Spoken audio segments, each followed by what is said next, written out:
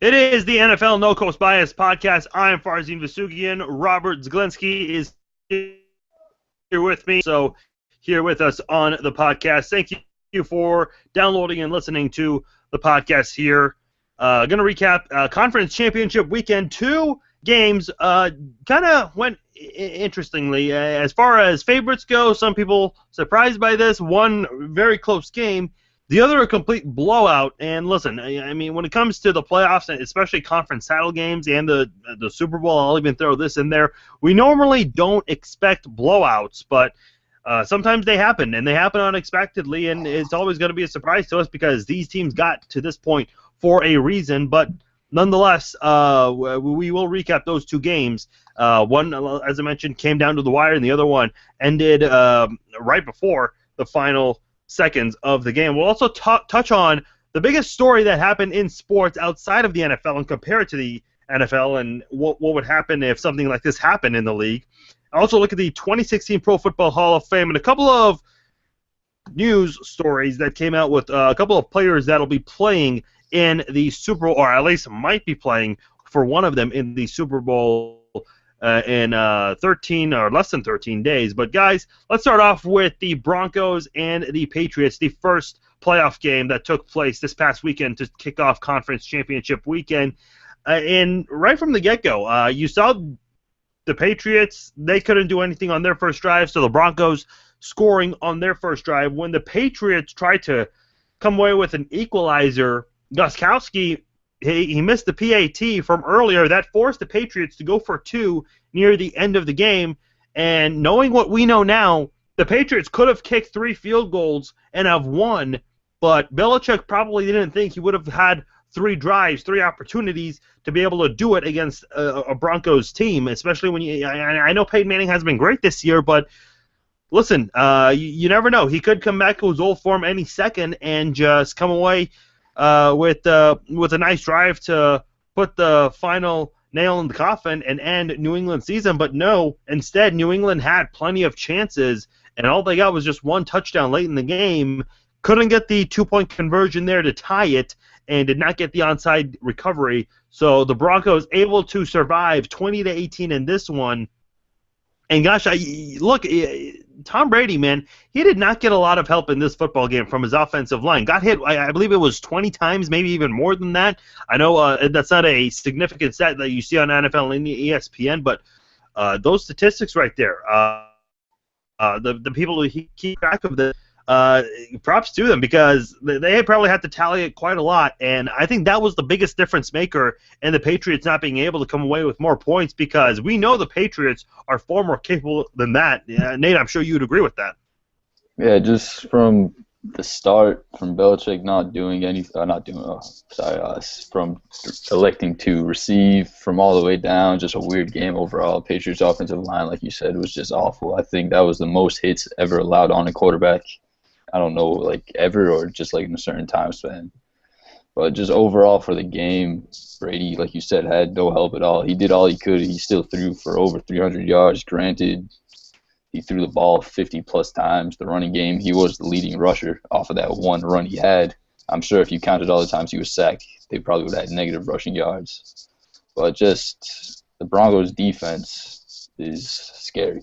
I think everyone overlooked them for some reason. I did. I think we all did. Literally everyone on earth besides the Denver population did, and they proved why they have the best defense in the league. I just don't know. Yeah, that's interesting, Robert, because we saw Kansas City, and listen, Kansas City has a good defense too, great group of pass rushers, but Justin Houston had that nagging knee injury, didn't play a whole lot. Meanwhile, Denver's pass rushers, they didn't have any injuries to deal with. Those guys were 100%, right? No one's 100% at this point. They were at least close to it, though. You follow my drift there. That Denver pass rush, I mean, they really came through and took advantage of a Patriots offensive line that just wasn't ready for these guys. Yeah, well, we talked about what Denver needed to do if they were going to pull the upset of New England, and it was the pass rush, and particularly Von Miller. This is a guy that leading up to the game when asked about Tom Brady's quick release of 2 seconds, he said that he could get there in a second. And he did that all afternoon. He lived up to, quite frankly, the shit he talked. I mean, he backed it up. The Patriots on one occasion even lined up an extra tackle to widen the gap and the distance for him to get to Brady, and it seemed like he got even faster. Von Miller turned in one of the greatest pass rushing performances I've ever seen, the greatest in Broncos history with 2.5 sacks. He also had a pick. I mean, Von Miller was the best player on the field, and no matter what New England was going to do, they had no answer for him. I feel like if New England's tackles were even healthy, the race car would have still sprinted out of the gates and been in Brady's face all day. For all the arrogance people may not appreciate him for, in my mind, I consider him a better pass rusher than J.J. Watt. Maybe not a better overall player, but there's no scarier player. If I'm a quarterback, there's no scarier player for me than Von Miller, and he's the reason the Denver Broncos are going to the Super Bowl.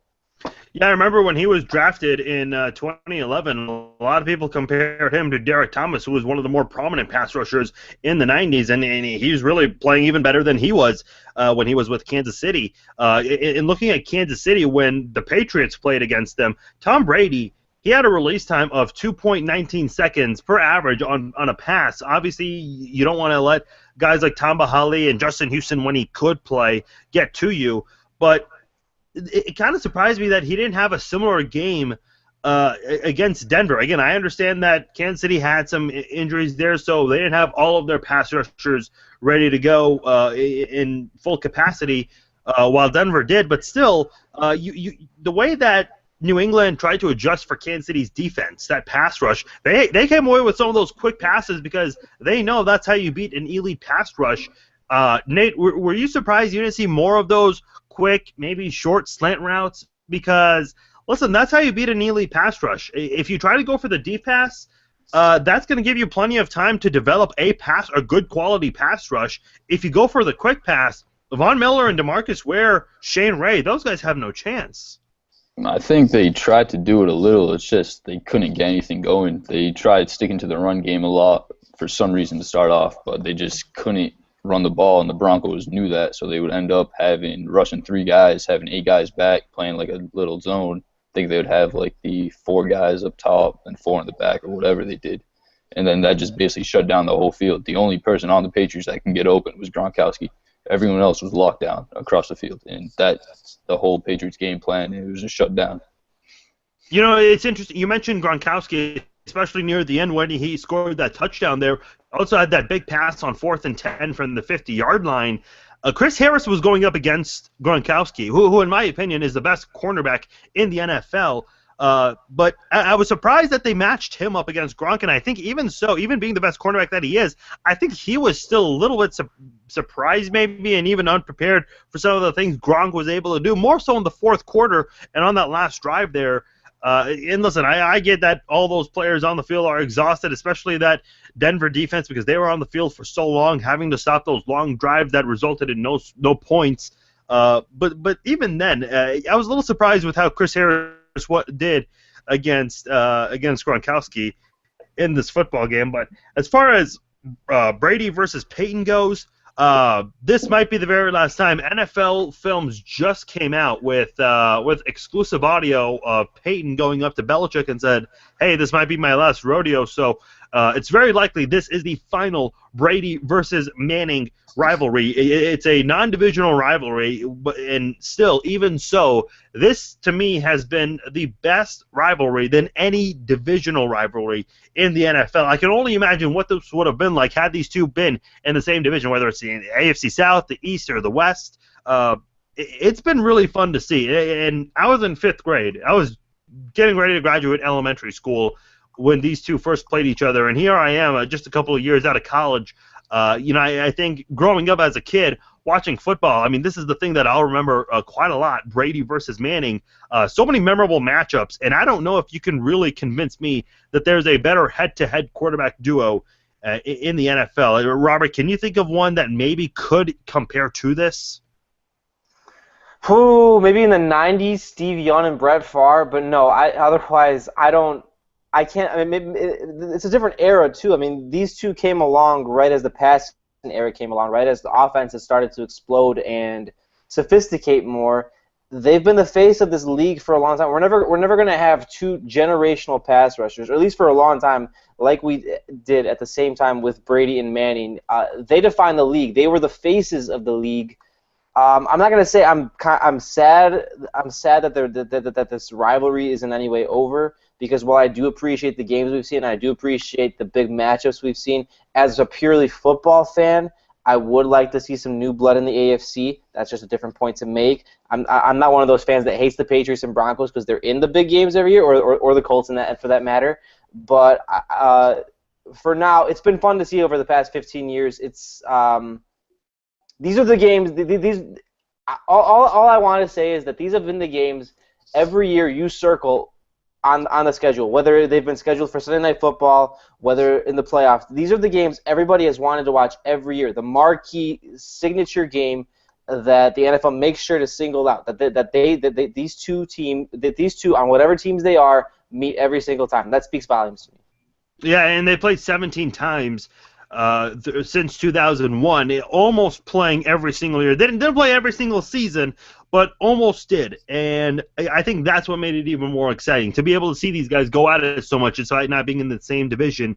But as far as Peyton Manning goes, listen, he hasn't had a great postseason. He did help the Broncos get off to a great start, especially taking advantage with Owens in this game early on to get things going.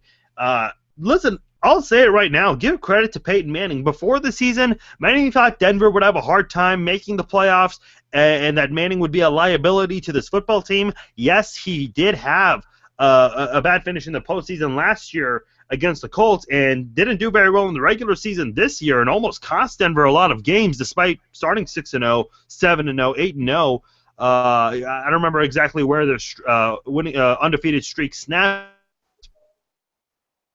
I think they fell at 9-0. 9-0. That's right, against Indianapolis, the same team that beat them last year in the playoffs. Listen, it doesn't take away from the fact that he was horrendous this year, but he got benched. He had that foot injury. He came back, and now he's going to the Super Bowl. You've got to give props to Peyton Manning. Nate, where do you stand on Peyton Manning and what he's really overcome in such a roller coaster season for him, which is very abnormal for Peyton Manning? I guess you have to give him his props, but I think I saw something today. I don't know where it was, but is Peyton Manning the worst QB ever to make the playoffs this year?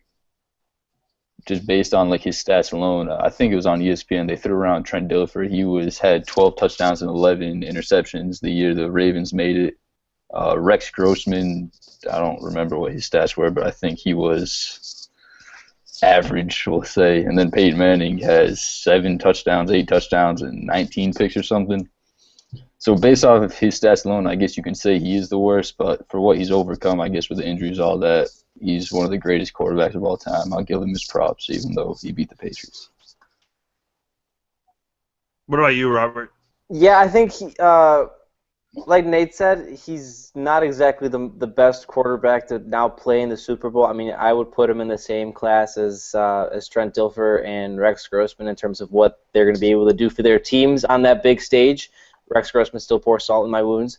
But, no, we've talked about all year what Peyton needed to do to be able to lead this Denver team to success. And while he didn't light it up on Sunday, he showcased a game manager. I mean, he didn't do anything particularly special. He had a few short fields, which he was able to capitalize with Owen Daniels' touchdowns. And he didn't turn the ball over. That's the key.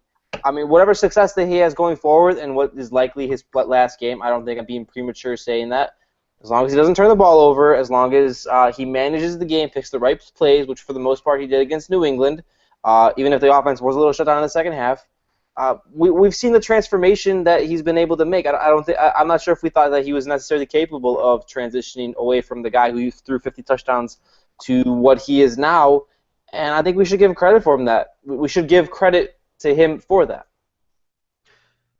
It's been really interesting to see. If you said that right after that injury, and when he got benched against Kansas City, that he would have came back and have helped the the Broncos go to the Super Bowl, get a lot, because I Osweiler factor right there. A lot of people thought, all right, here we go. This guy's he was 3-0 to start off in his games with the Broncos, and at that point, a lot of people thought, all right, we're definitely moving on. And the next thing you know, Osweiler's struggling a bit. Peyton comes back against the Chargers in Week 17, and everyone's applauding him after booing him the same day he got the record for most passing yards when he got applauded for that. So it's really been a crazy season for Peyton Manning, but either way has found a way to make it to the Super Bowl, and he's been kind of the most criticized because he's had so many early playoff exits and only one Super Bowl ring.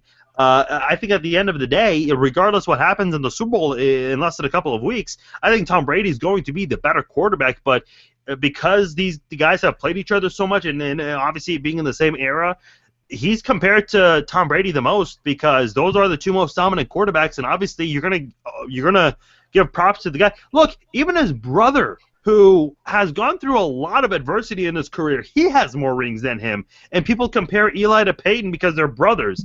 And you look at Brady, he's got 4 Super Bowl rings, so it's really tough for Peyton to be Peyton Manning when you're the best regular season quarterback, but you have a history of struggling so much in the postseason. It's hard to kind of find that, I guess, that divide right there. You know, what do we make of Peyton Manning when he retires? Maybe after this season, maybe one more year, we'll see.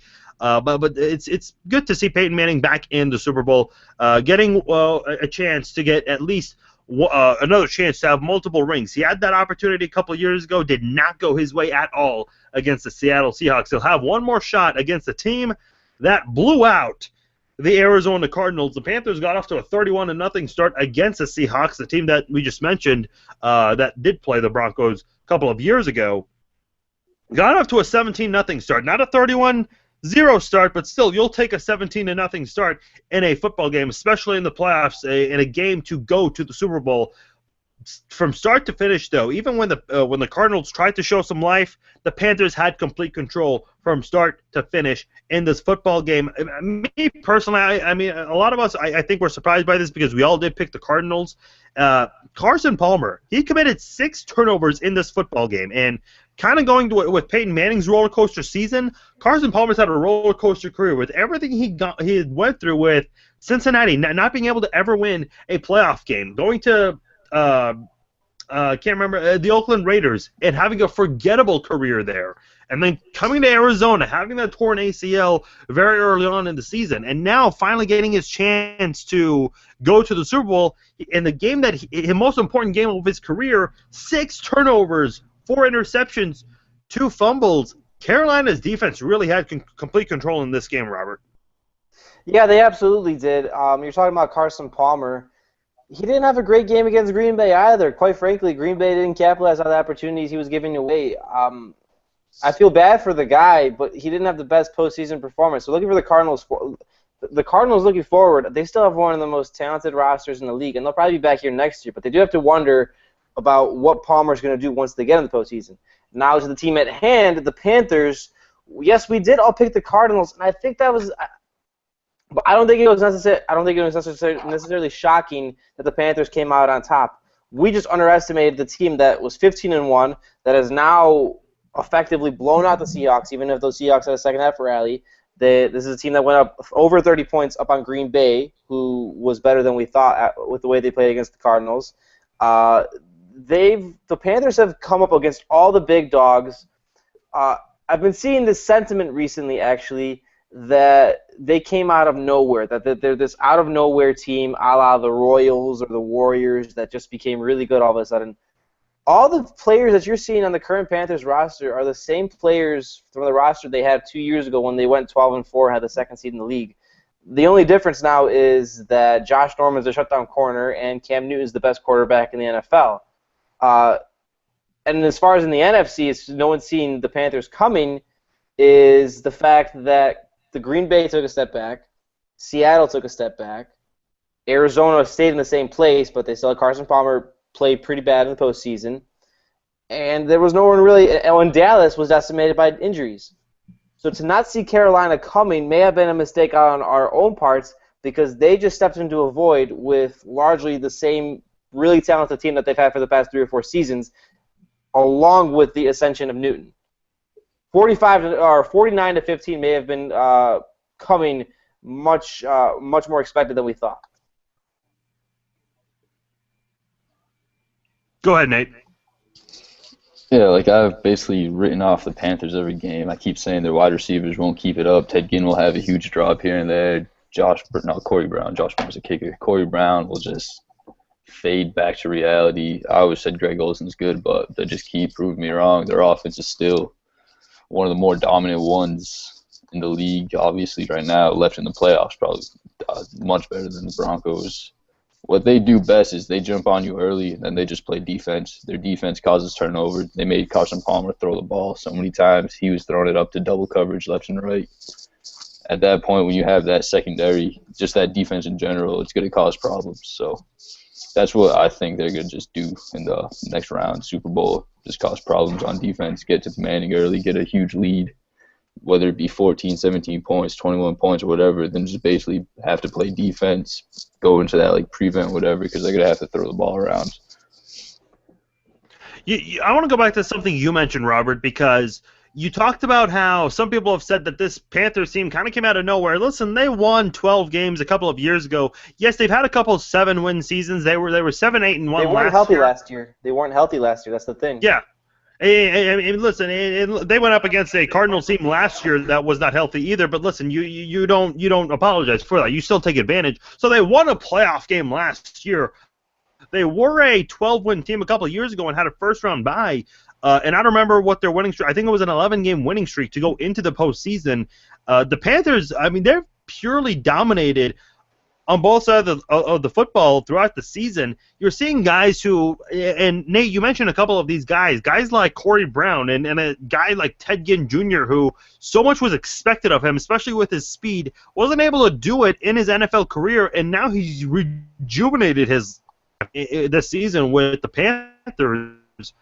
And then you got to look at the defensive side of the football. Everyone's known about Luke Kuechly for a while, but guys like Kurt Coleman, who wasn't even with the Panthers last year, Trey Boston, I mean, this is the guy who's starting to get more and more attention. Josh Norman got his first Pro Bowl invite this year. Obviously not going to be playing in it because he's got a bigger game to prepare for. But this Panthers team, they've had a lot of guys, a lot of comparison you made with the NBA and the MLB, the Warriors and the Royals, because those are teams that weren't really dominant for a while, but they had some pieces in place for quite some time now, and you look at how they elevated. The Royals are in back-to-back World Series games. The Warriors, they won the NBA Finals last year, and they got off to a dominant start. And I don't remember, what was their, a 19-0, 20-0, 21-0 maybe? 24-0. Oh, 24-0. Okay, see, I'm discrediting them right now.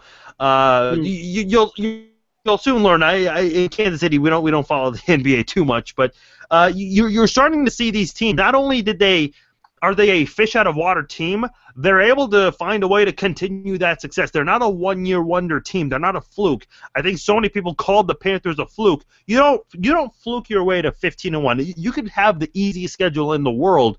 Going 15-1 is no easy task, and making it to the NFC title game, dominating the way you did in the first half against the Seahawks and the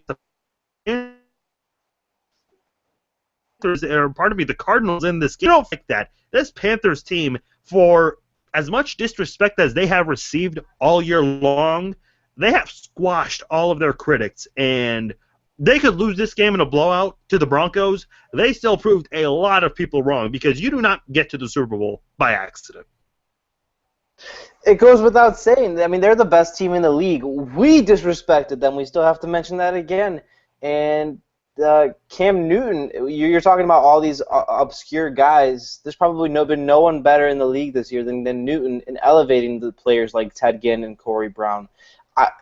People talk about cliche morale and momentum, but I absolutely think that positive morale from a team when these guys, these obscure roster player guys, have a confidence that their quarterback is going to be able to make plays, and that in essence they play better. I also saw comparisons that Cam Newton is basically this generation's John Elway, and that he's carrying an inferior team, or that he's such a superb player. I do agree that he has elevated the offense, but they have one of the best offensive lines in the league.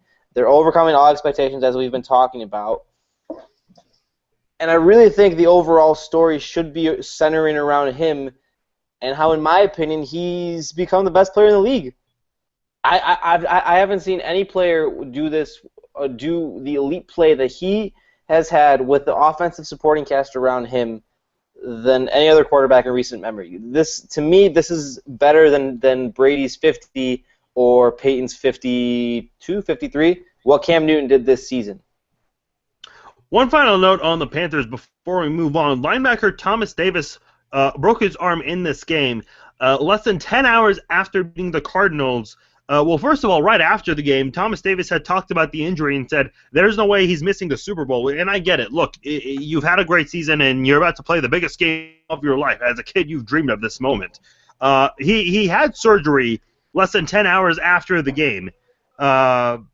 Basically, he has a 13-day window between the time he had the surgery to the Super Bowl. And I don't know. There's no way someone has surgery on their arm, a broken arm, and can be as dominant as Davis has been. Again, I don't care how good you are. You could be the best NFL player out there. You cannot come back and be in your true form. Even if you're amped up for the biggest game of your career. Nate, I don't know about you, but I'm not sure about Thomas Davis. I don't know if he's going to be the Thomas Davis that we've all been able to know and love this year, if he can really be that same guy after his surgery in the Super Bowl. Or maybe if he even plays. Yeah, I was going to say, it just depends how many painkillers he's on.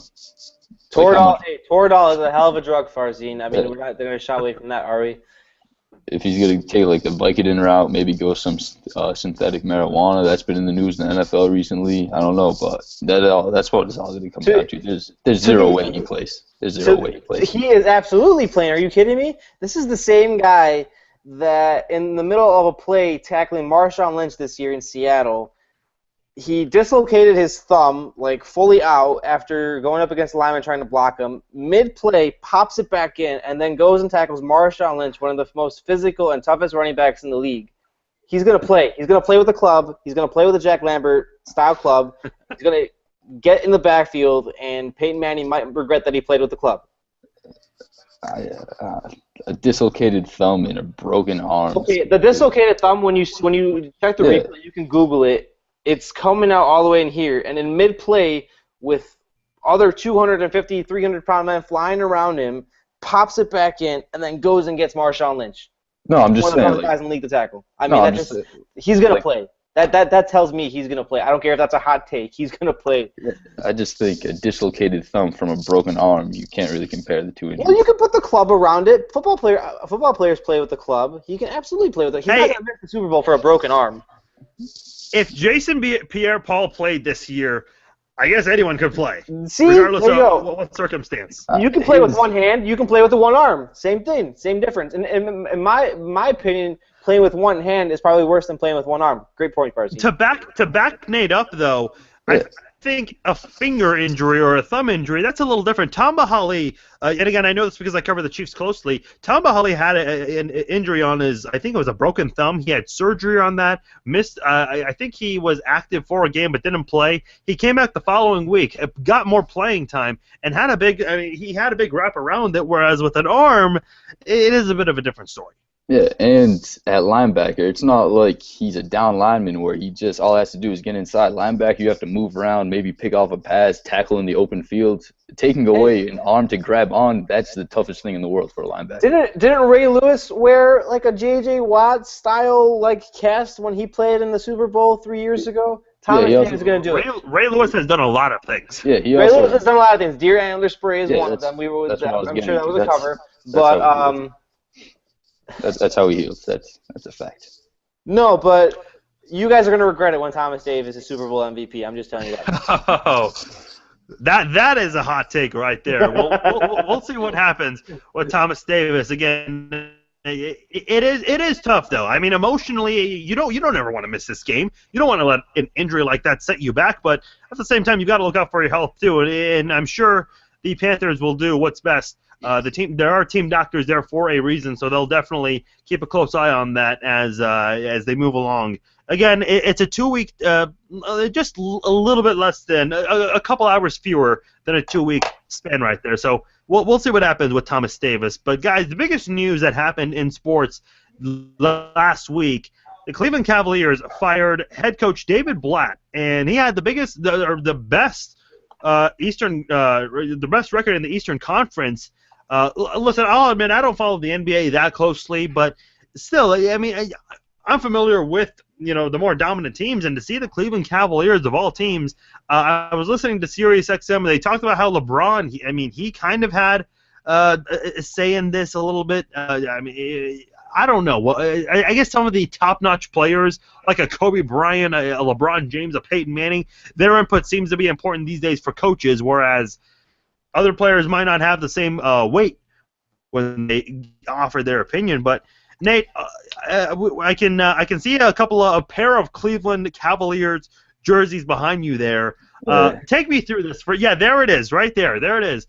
He took on the Malcolm Butler jersey. He took on the Malcolm Butler jersey. I remember that last. Hold on. Go back to the other one. The red jersey. Who is that?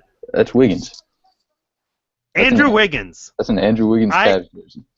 As a Kansas Jayhawk fan, I commend respect, brother. I like that right there. But listen, take me through this, because this has to be one of the more shocking stories in sports, without question. So basically, Black got hired to the Cavs in June of 2014 to coach an Andrew Wiggins, Kyrie Irving Cavalier team. And then LeBron signed back 2 or 3 weeks later. Odds are, basically, LeBron didn't want him as a head coach. That was clear. You could tell just from the body language to start off. But being like the leader he is, I guess he just kind of pushed through it. The success the Cavs had last year made it easier for them to keep David Blatt around, because they made it to the finals.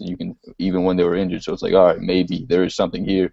But the whole vibe in the locker room was just no one liked him. After his first win, they all tried to celebrate, gave him the game ball, and he told the players, I've won over 1,000 games. I'm no rookie. This is all business. Let's get back to work the next day or whatever. Just basically, there wasn't a good connection between Blatt or the players to start off. And since the NBA is such a star-driven league, whatever LeBron, Kyrie, Kevin Love, any other player, Durant, John Wall, Westbrook want, they're going to get. And if that's a new coach, they'll be a new coach. Now, the reason we're bringing this up, we want to do an NFL tie-in to this, because that was the biggest story in sports. And like I said, one of the more shocking stories you'll ever see in sports, a team that has the best record in a conference, their head coach gets let go. I mean, in what world does that happen in? Robert, what's the closest comparison you can make from an NFL standards to what happened with David Blatt and the Cleveland Cavaliers? Just as a really quick quip before I do say it, Nate had the Malcolm Butler jersey up in the place of Andrew Wiggins last week before you go giving him too much praise. So he's pretty depressed about the Patriots. Don't give him too much credit. He's in basketball mode now. Yeah, he's showing it off, but he doesn't have it up. He had it up last week. I don't blame him. All right. Hey, look, I'm stuck with a Larry Johnson jersey right there, all right? I told you I'd take that off your hands. That offer still stands.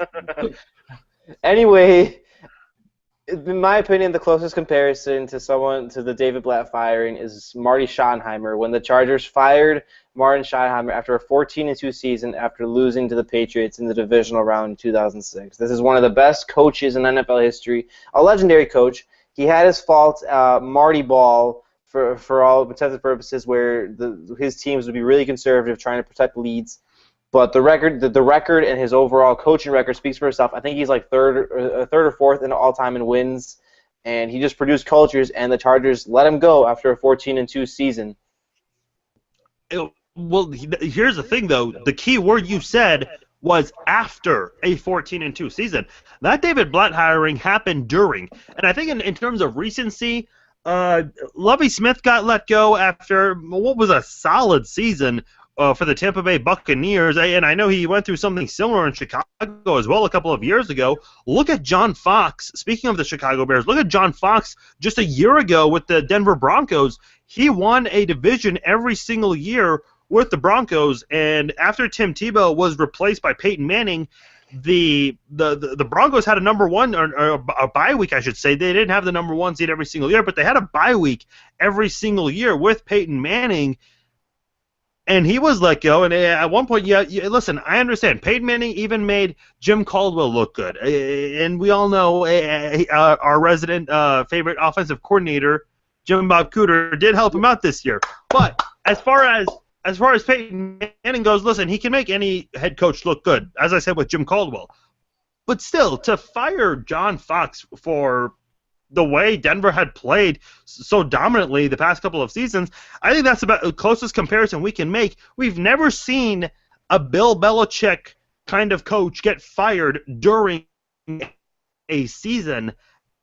I don't know. Listen, I don't even know if there's a head coach in any sport that's been on the brink of being fired, even when the team has the best record in a conference or in a division. And I just think this is going to be a one-time thing. This is incredibly rare in sports. I'll have to disagree, just because the pressure to win nowadays is just so high. Teams will do anything. They'll get a new quarterback every year. They'll get a new coach as long as they have a chance to win. And that's what I think happened with the Broncos. They didn't think John Fox can bring them to the next level, so they brought in Kubiak. The Bears, they didn't think Lovie Smith could develop Jameis properly or whatever, so they brought in their offensive coordinator. I'm blanking on the name right now.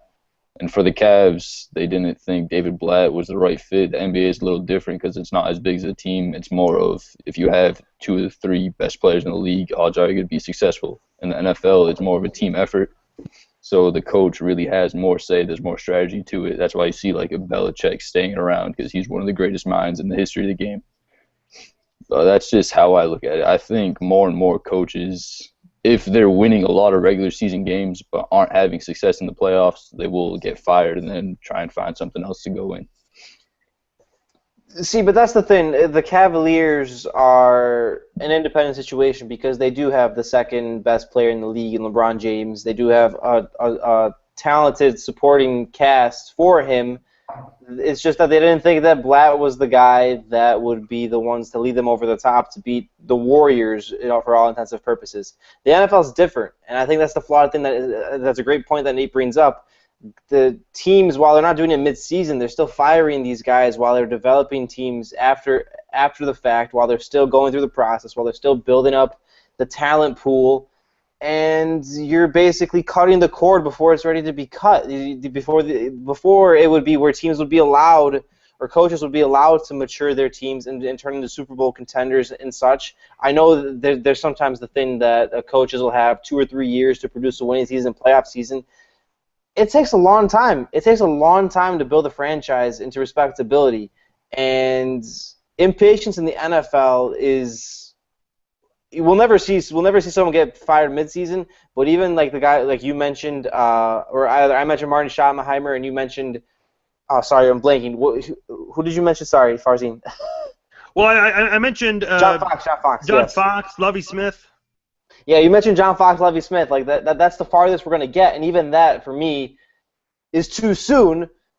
John Fox, in retrospect for the Panthers and Broncos, doesn't look so bad considering they're playing the Super Bowl in 2 weeks. But still, that's the closest we're gonna get, because otherwise, impatience is the worst thing you can have in the NFL. I think what the way I look at this is, and what Nate said is very interesting. And I don't know if social media has anything to do with it. I mean, fans these days have these petitions that they want a head coach or a quarterback. People in Seattle have a petition to keep Cam Newton away from the stadium there in Seattle. I mean, this is what the modern-day PC era age has come to. So I don't know if that has a factor in it. I think nowadays when you have an embarrassing loss, social media will come out in the college realm, boosters and alumni, I mean, people who help support a football or a basketball program, they'll come out and they'll definitely give the athletic director a piece of their mind, and maybe that'll put some pressure in. I know Charlie Weiss in Kansas, he was let go on homecoming and alumni day, and it was also booster day. So I don't know if that played a role in him being fired after a humiliating loss against Texas. So I don't know if pressure has anything to do with it. I would have to agree with Nate. We don't know what goes on exactly behind closed doors, but some of these coaches, they're on a short leash. And you look at the NFL, this year, the first head coach to be fired was Joe Philbin from Miami. And we saw Dennis Allen get fired very quickly. And the Raiders, I mean, they let a lot of coaches go. I know that has to do with Al Davis wanting to win before he had passed. But still, so many coaches these days are on a short leash. Whereas if you don't win now and you don't find a way to turn it around quickly, later, here's the pink slip. We're going to go try to find someone that can do this overnight, because there have been coaches that have been able to turn franchises around overnight real quickly. Andy Reid has done it here in Kansas City. We saw Bruce Arians go over to Arizona, and he's done a tremendous job really helping the Cardinals become relevant ever since. So it is possible to indeed change, quote-unquote, overnight, and we're seeing it sometimes in sports. I'll let you guys have the final word. I'll go to you first, Robert. Is there anything you want to go off that? Yeah, that's a fantastic point, how coaches have been able to turn franchises around, but that's because they picked the right guy. I think part of the problem with a lot of these teams that are stuck in a cycle where they're going to fire a coach after a season or two of disappointment because they haven't been the guy to turn the fortunes around is because the NFL has this problem where they just have retread coaches after retread coaches. I don't think enough new guys get a chance every season when there's openings. We talked about it last week, Mike Mularkey being hired in Tennessee. Is that really the guy that's going to develop Marcus Mariota? In all honesty, he's not going to have a job next season either because he's not head coach material. The NFL puts itself into this problem, and that's how impatience develops.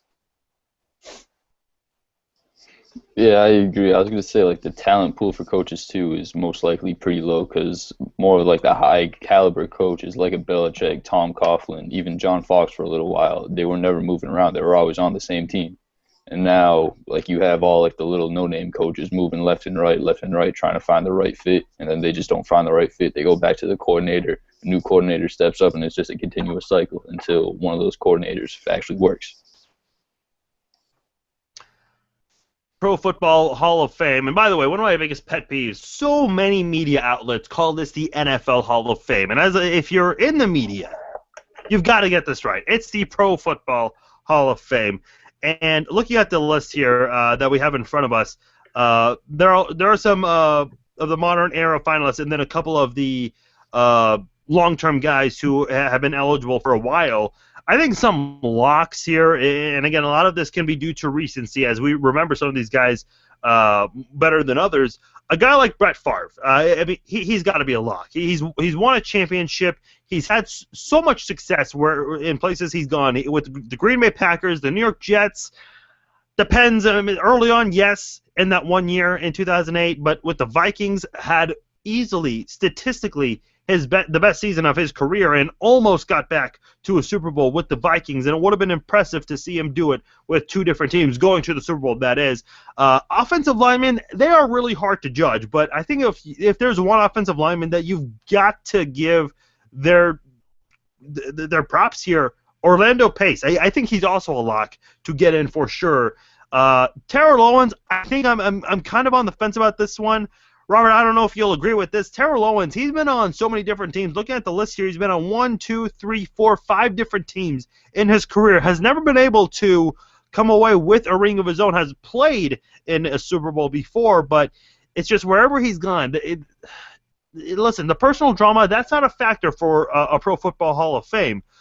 But his personal antics from time to time have hurt him and his chances of having a long-lasting career with a franchise. I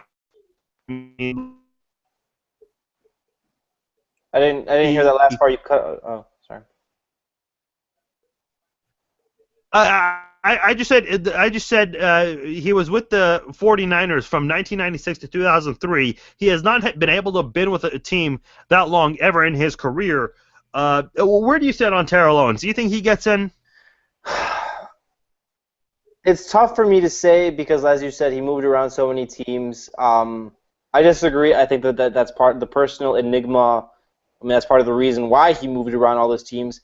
For a receiver to be judged off of championships, I think that's something that's more exclusively that's more of something that you look for with quarterbacks, seeing as they're the guys that are most often defined by their legacy. It seems to me far. I mean, we talked about how Manning has all his postseason failures.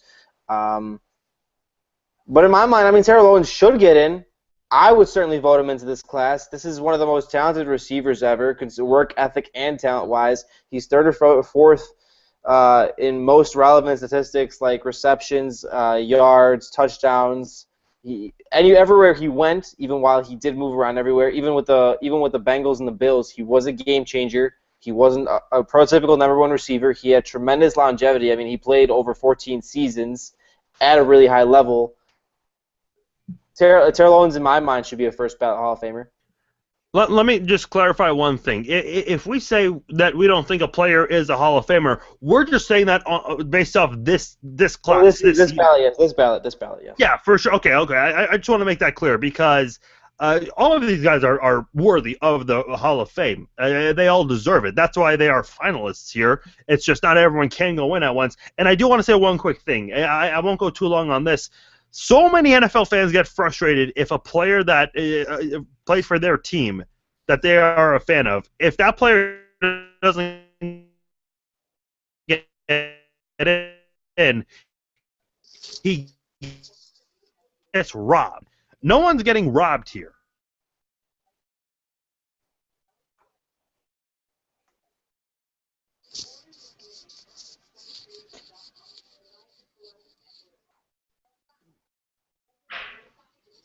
Frozen.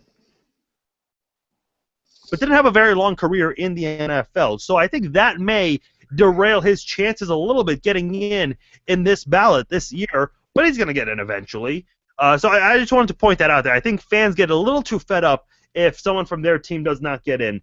Nate, I want to go to you now. Is there someone that sticks out to you that might be an intriguing guy or maybe a surprising guy who is worthy of getting in but might have to wait a year or two? I'd like to see Kurt Warner get in. I mean, them with the running gun Rams. I think that was the name. I'm honestly blanking on the name they had. I want to say it's like greatest show on turf. Great. I wanted to say like the Showtime Rams, but that's the Lakers. Yeah, I don't know why I said running gun. I know running gun. Yeah, it's all the same thing. Greatest show on turf. They play fast football. They score a lot of points. Whatever. Yeah. Kurt Warner back then, he was one of the best quarterbacks in the league. Still played great when he was on the Cardinals a few years later until he got injured. But I'll throw him a bone, and Ken Stabler too. I know he's one of the greats. He's old. Get him in there. Come on, just get him in the Hall of Fame. The thing about Kurt Warner that's so interesting is he was with the Green Bay Packers in the offseason, his first year out of college at Northern Iowa. Went to play for the Iowa Barnstormers. By the way, not an NFL team. This is an Arena League team we're talking about. Played in the NFL Europe, as some of you guys might remember that. Played for the Amsterdam Admirals. And yes, I am looking at its Wikipedia page because I don't remember these names. I don't know who the hell Barnstormers are or the Admirals are. But yeah, as you said, he went to the NFL, did play for the Rams, did play for the Giants and the Cardinals. That I don't need Wikipedia for that. But he did have a very solid career in the NFL. Didn't do it for a long time, but as far as his pro football career, NFL and pre-NFL, he's had some success playing pro football at different levels, and I think that's got to give him the edge here. The fact that he's been able to do it in the path that he did it, I think that's the most impressive part. Robert, I'll go to you now. Is there anyone else that maybe sticks out to you that you think might be a surprise that gets in on a first ballot or maybe has to wait a little bit? I'll go away from the recency bias. I think Don Coryell should get in. I mean, this is the guy that revolutionized the modern vertical passing game. He was the one that made the 80s Chargers relevant with Dan Fouts, made a few AFC Championship game appearances, and he's the one that largely created Mike Martz's vertical offense, timing passing offense that you saw with the Rams. My mind, one of the greatest offensive minds of all time. I think it was kind of a travesty. And yes, contrary to your opinion, Farzin, he did get robbed last year. There was also the fact that he died last year, so there should have been an honor for him. But he certainly deserves it. In my mind, one of the greatest offensive minds of all time should absolutely get into this class. What about you, Nate? Who else do you have on your list here?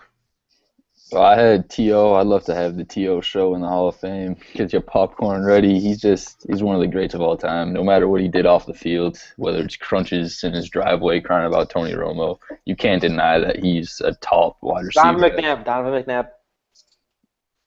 No, he cried about Tony Romo. Well, he cried about Tony Romo, and then he was doing sit-ups over Donovan McNabb. Okay, yeah, you're right. Yeah, anyways, Orlando Pace, you already threw his name around too. One of the best left tackles, arguably the best left tackles ever to play the game. Who else? Brett Favre too. Forgot all about him. 1, 2, 3. Oh wait, Farzine, are you on a consensus that Owen should get into this class or no? When I look at the rest of the pool here, there's no way. I mean, I think Marvin Harrison. Listen, what's the number one for me? If I'm going to look at a player here, sure, you'll look at statistics. That's why these guys are all here. They've had great statistics at their positions. But then the next factor to me would be championships. And to me, I would give Marvin Harrison the edge over T.O. I can't do that.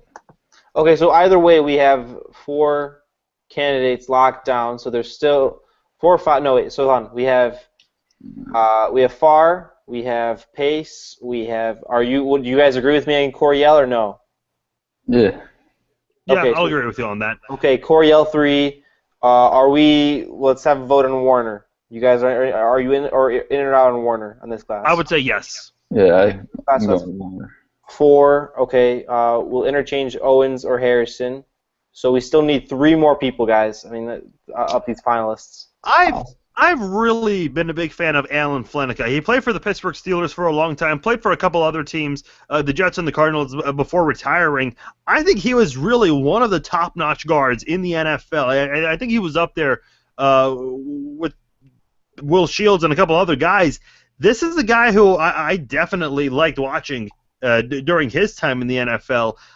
He never seemed to take a big step back. I mean, even when he moved around a little bit, he still played very good quality offensive line as a guard. I mean, he really did. And I think I would throw his name in there. I think he gets in. I'll agree. I think he was a staple of those early 2000s Pittsburgh for those Steelers teams. Probably the leader, probably the linchpin of that offensive line. I'll jump on that. See, here's one that's interesting to me, and I don't think he gets in, but I see Morton Anderson's name, and he's a kicker, obviously, and we only have one kicker in the Pro Football Hall of Fame. Special teams players don't get recognized a whole lot here. And by the way, same thing with defensive guys. There are only, I think, just 2 defensive guys. You've got Atwater and you've got John Lynch, and I just want to double check and make sure I'm not missing any more. Yeah, that's it. Just those 2 guys. So this is the Pro Football Hall of Fame is filled with quarterbacks, running backs, wide receivers, some tight ends. You've got a few offensive linemen and then a few defensive players and just one special teams player. Listen, I've always been a big fan of all 3 facets of the game. There's a reason why teams have a special teams coordinator. I don't think Morton Anderson gets in this year, like I said before, but I think he's got to get in at some point. I think he's very worthy of it. I agree with that. Absolutely, and I think he's either the 2nd or 3rd leading scorer all time, which tells you how many opportunities kickers get. But as you said, it's tough. I mean, it's tough to get a kicker. It's tough to get a kicker in, considering there's only one in the Hall of Fame altogether. Ray Guy, the punter. There'd have to be some kind of movement that sometimes voters will organize within the process to sort of usher in this guy if he's been waiting for a while. I'm not sure we necessarily see that with Anderson. I don't think he gets in. You don't think he gets in ever? No. He may eventually get in. I don't think he gets in this class. I thought you were talking about this class. He will. He may eventually get in. Yeah, he may eventually get in. I'll agree with that. I will agree with that. So we still have 5. I'm sticking with Ken Stabler. I'm looking at what he did. Super Bowl champ. Was part of the 1970s All-Decade team for the NFL. 4-time Pro Bowler. Won the MVP in '74. Offensive Player of the Year in '74. I mean, based on like this class, I think you got to throw him in because who else? Edgerrin James, John Lynch. This is where the political things of the voting process goes. That isn't necessarily limited to the football. If you put Stabler in, then you probably have to take out Warner, and you're not going to take out Farr because you're not going to. There's no way the committee votes in 3 quarterbacks in on one class, especially Warner and Farr, 2 first ballots. In that case, we might have to take out Warner here, guys, if we had Stabler, because I do agree. Stabler for example, he's the only quarterback to ever play in 5 consecutive AFC Championship games. The other is Tom Brady. That's a product of those Raiders teams, but that's a product of also the postseason player he was. I'd also try to vote for Stabler, and I just don't know what we do with Warner as our personal podcast class. I actually have to correct myself. There are actually 3 defensive players. Kevin Green's the other one, who was a linebacker and a defensive end. But listen, I really like what I saw from John Lynch when he was with the Buccaneers and the Broncos. And listen, I'm always biased for defenses because I think they do a lot, and I just feel like they don't get the recognition that offensive players get all the time. I mean, defensive players do a lot, and listen, the Patriots and the Broncos, that was a defensive showdown there. Yeah, as much as people want to talk about Peyton and Brady, the defense was really the story in that football game, but we all know that's never going to be the case because it's about 2 longtime rivals under center. So I just think that defensive players don't get the recognition that they really, truly deserve. I've got to go with John Lynch. I liked what he did as a defensive guy throughout his career. I don't know if you guys would agree with that, but I'll throw in a defensive guy, and if I've got to pick one, it's going to be Lynch for me. I wouldn't have Lynch on this class. I think he was a special player. I don't think he was necessarily one of the better safeties. I mean, like that special transcendent safety. I think this is his 3rd or 4th try. I would probably vote him next class. For me, a guy I wanted to mention was Eddie DeBartolo. I know he had a lot of gambling issues. It was a scandal where he had to sort of give up the 49ers. But this is the guy that brought San Francisco in relevancy when they won their 5 Super Bowl championships. Built a tremendous PR team. They became the team of the NFL for largely the last part of the 20th century. And he was the guy that sort of was the maestro of all. But you have to give him credit for what he built in getting Bill Walsh, who then in turn obviously got Joe Montana and all that other fun and dynasty stuff that I haven't experienced yet. But you have to give him credit. Look at Dick Stanfield, who was a guard from 1952 to 1955, and then played for the Redskins from 56 to 58. A very short career for him. And he played offensive lineman. I do have to question the voters for this. I don't know who the voters are or what their knowledge is on the game, but let's be honest. Who can honestly sit here and talk about Dick Stanfield right now? Because I don't know anything about this guy. I didn't even know who he was until I saw this list. Could be a made-up name. You could just be rambling on about a random person. I would just agree. Yeah, he was great If blocking, gave the quarterback plenty of time, played great. Phenomenal 3-point stance. If he's eligible, I trust that he was a great blocker. But if I'm going to compare him to the other guys, and if I want to talk about whether or not he gets in this ballot, I just wonder with the voters. I mean, what's their knowledge, and I mean, how much do they know about a guy that played in the 50s? I mean, were some of these voters even around when he played? That's just something that I'm kind of... There are plenty of pro football historians. For people like us in our mid-20s, we're not necessarily going to know about Dick Stanfield, but there are guys that work for the Hall of Fame that are on the committee that will know what he accomplished. And to the thing of his made-up name, I mean, no one would ever guess that one of the greatest linebackers of all time had a name of Dick Buttkiss. So, I mean, there's that too. So there's that too. I'm just saying, that's a good point. That's a good point. I'm just saying that name he could have just made that up talking about his career. And I would have just been like, yeah, he was great. Phenomenal. Very good. All right, well, we'll go ahead and end it right there. We don't have to necessarily agree on who we think is going to get in and be able to pick the 6 or 7, but I mean, this is the pro football is the Hall of Fame in any sport. I think is so difficult because there are so many great players that are eligible, and some of the best players at their positions end up having to wait longer than others. Pete Rose.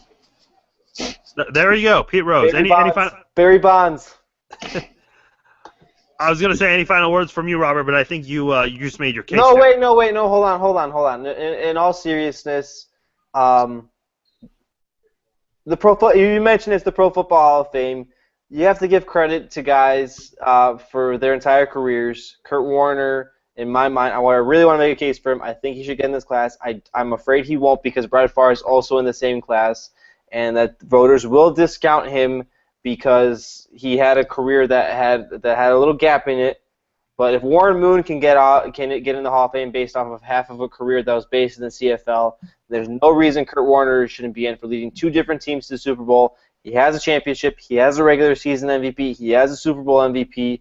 I believe he's top 15 in most relevant statistics. Kurt Warner should be a first ballot Hall of Famer. My final thought. I can see that. That's possible. I think when you have your career, not all of it being in the NFL, I think that it's something that might be taken into consideration with the voters. But guys, we'll move on from this. A couple topics left before we sign off here. I want to touch on this one because this has really intrigued me. Michael Orr, tackle for the Carolina Panthers. There was an article on ESPN where back in June he said that the blind side hurt his career. That was back in June, and when he went to Carolina, he wanted to get the jersey number 74 because that's what he wore in college. That was also the jersey that was noted in the movie The Blind Side, a movie that a lot of people love. One of the more favorable football movies, at least in recent memory. Mike Remmers wears 74, and there was a story about how he wore 74 because of The Blind Side and would not let Orr have the jersey number, which I thought was interesting. The reason he has it is because of Orr, and now here's a guy, Orr, coming in, and the guy standing in his way for that jersey number is the guy that's inspired by his own movie, the film about him. Which, listen, I mean, players they love the jersey number. It means something to them, so they try to keep their number as much as possible. Now, the reason I bring this up, the story has resurfaced, the one from June, because he celebrated with his Blindside family recently. There have been pictures all over the web about it. And here's my thing.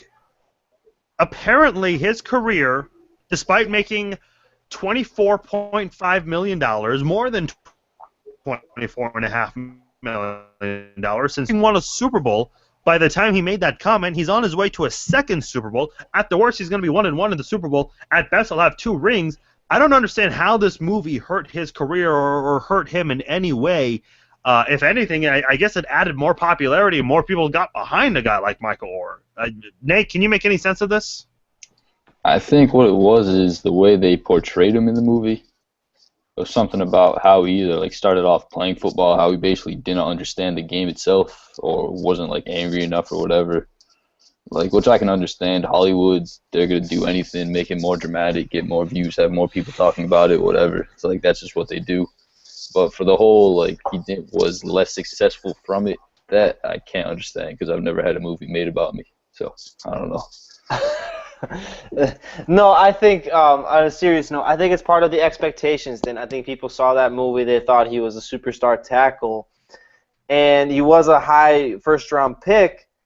But he wasn't necessarily that good in the first few years of his career. He did start for the Ravens in their Super Bowl, but now he's moved around to the Panthers. He wasn't playing or starting for any team, I believe, last year or the year before that, unless I'm mistaken. And he was only vaulted into a role this year because the Panthers really, I mean, unless we're being super harsh, and I'm going to be super harsh, they didn't have any other options. And he stabilized and he's played pretty well. If we're measuring off the success and the money he's made and the fact that he does have a Super Bowl ring, yes. But as far as another opportunity where I think he's measuring it that he gets to have a long, successful football career as a staple tackle for somebody, I think that's the way he was sort of looking at it. And the expectations from everybody else and looking at him as a failure is why he commented that the movie probably may have ruined his career, or it didn't, but ruined his career. Final topic before we get out of here on the NFL No Coast Bias podcast. The NFL Pro Bowl is this week, and I don't know what everyone's interest level is on this. If I could, I'd love to survey 1,000 NFL fans that love the game of football. What's their level of interest with the Pro Bowl? We keep saying that, quote unquote, we don't care, but fans vote, and then fans complain when some of their favorite players get snubbed and don't make it to the Pro Bowl. Plus, the Pro Bowl, I've got to say, for a game that people don't care about it and refer to it as a joke, the Pro Bowl still manages to get high ratings. Now, they don't get the ratings that the Super Bowl gets or that the conference championships get, but for television ratings, still, the Pro Bowl does fairly well. 2 years ago, Sports Illustrated's Dan Treadway wrote a piece that the Pro Bowl got better ratings than almost every Major League Baseball, NHL, and NBA playoff game. In 2013, the Pro Bowl had 12.2 million views.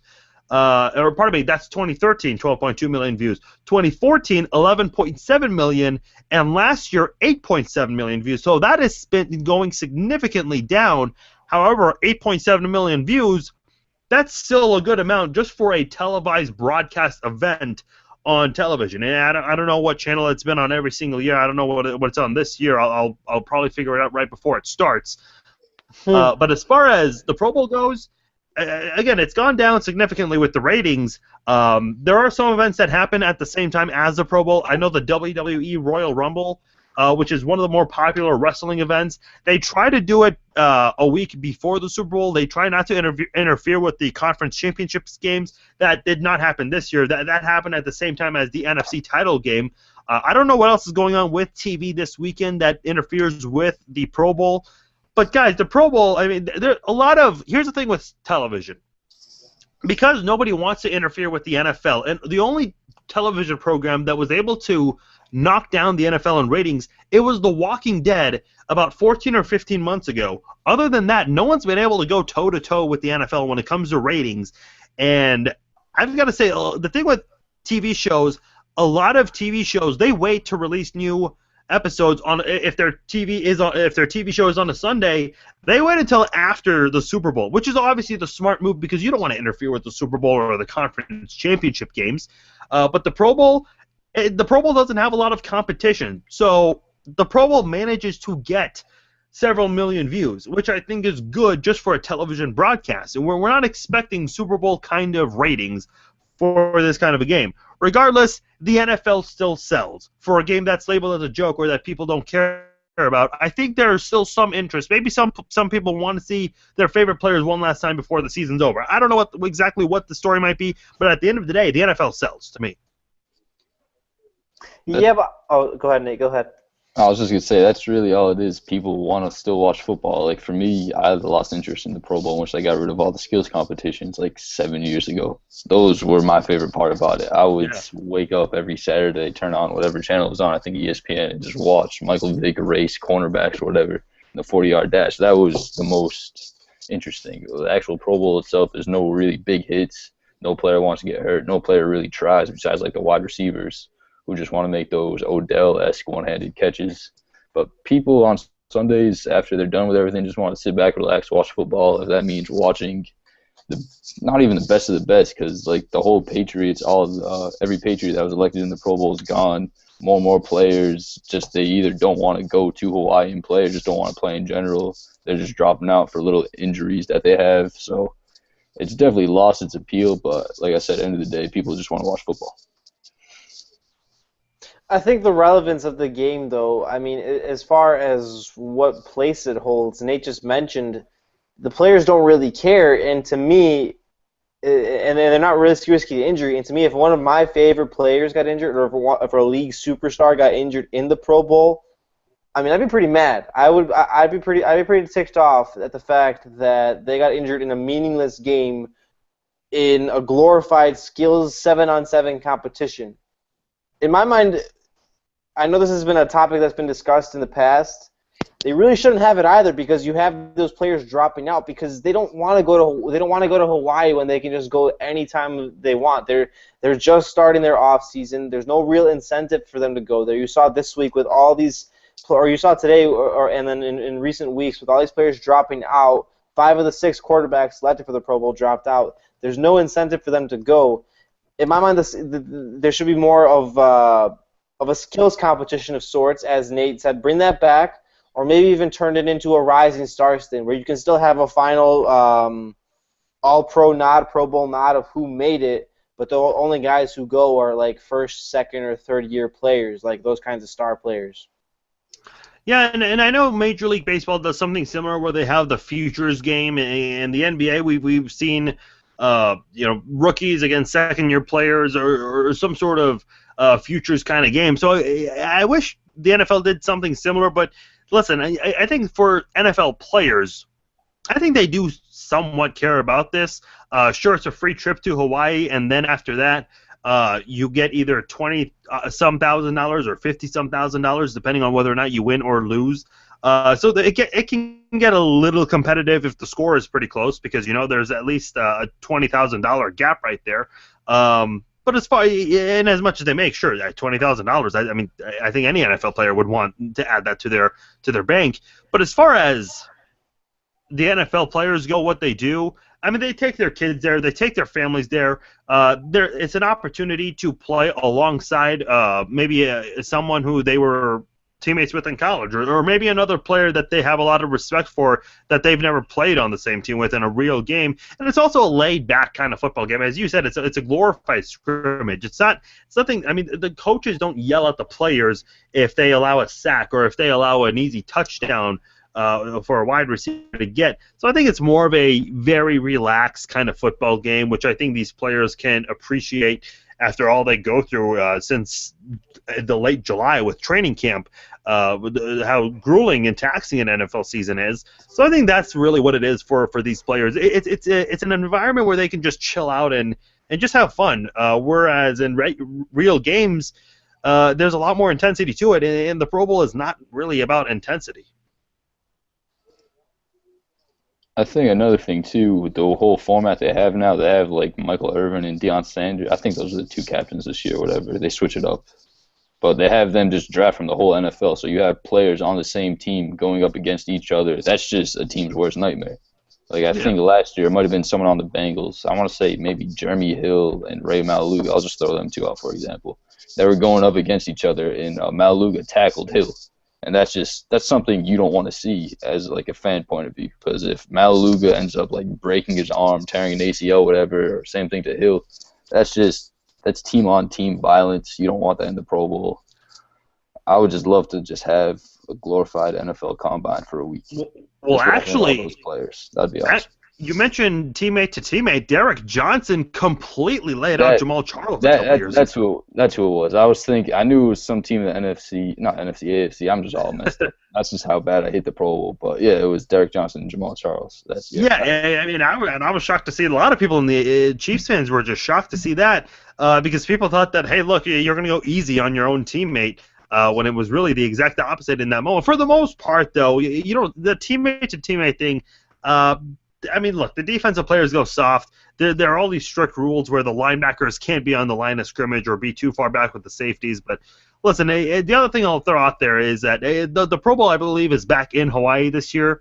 So the NFL players, they like to go back there. And listen, NFL fans in Hawaii, this is the only game they get. So I like for the Pro Bowl to be in Hawaii because they got the fan access. They get all these autographs when all they do is wake up at what?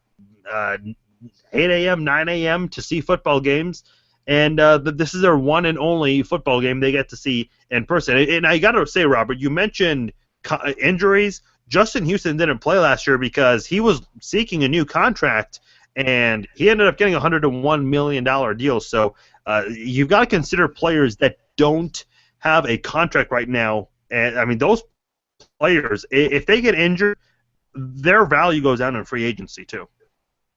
Yeah, it's a business decision. They have to do it. Houston, obviously, what he did paid off for him as one of the more dynamic pass rushers in the league. I mean, I could only imagine, say, a Pro Bowl. I mean, I don't think he was named as an alternate, but I could only imagine for me. No, he was named as an alternate. If Chris Long, I say Chris Long because that's what the NFL article had him listed as originally. So fire that intern for his brother. But Kyle Long, the offensive line for the Bears. If he tore his ACL or if he had some kind of serious significant injury, I mean, he's still working on his rookie deal, and he's surpassed that with 3 Pro Bowl nominations, 1 All-Pro, and he's still working on his rookie deal. That's for me as a Bears fan perspective, and he'd lose a lot of money, and I'd be pretty pissed off as a fan, So it's a tough borderline for players to walk. Are you going to watch or at least follow the Pro Bowl, Robert? No, I'll probably be doing Netflix or something. I mean, I think a lot of the ratings that you talked about that the Pro Bowl has, a lot of it is passive viewing. So if it's on the TV, on my TV, it'll be more likely that I'm sitting on my phone or conversing with somebody else. That you're not It's in the actually background. watching it. It's on in the background. I don't think a lot of people are actively watching it. Oh man, Team Sanders. Oh, let's go Pro Bowl time. I don't think they're doing that. You know. Nate, what about you? No, I'll watch the DirecTV Celebrity Beach Bowl. That game's always fun to watch. Nothing better than that. NHL All-Star game this week, and that's what I'll be watching. Because Andy Reid's coaching in it, and there'll be a few Chiefs players. It draws some interest. I'll watch it, but I'll just see the beginning of it. But after that, I'll probably tune out. So that's going to be my story with the Pro Bowl. All right, guys. Well, it was a little bit of a longer show than we expected. A lot to talk about from this podcast. So be sure you guys do check it out. As we have all of our shows archived here on the NFL No Coast Bias podcast. Be sure to check out all of our work on NoCoastBias.com. I'm Farzin Vasugian. He's Robert Zaglinski, and the other guy is Nate Vieira. Thank you guys so much for listening to us here. We'll talk to you guys next week.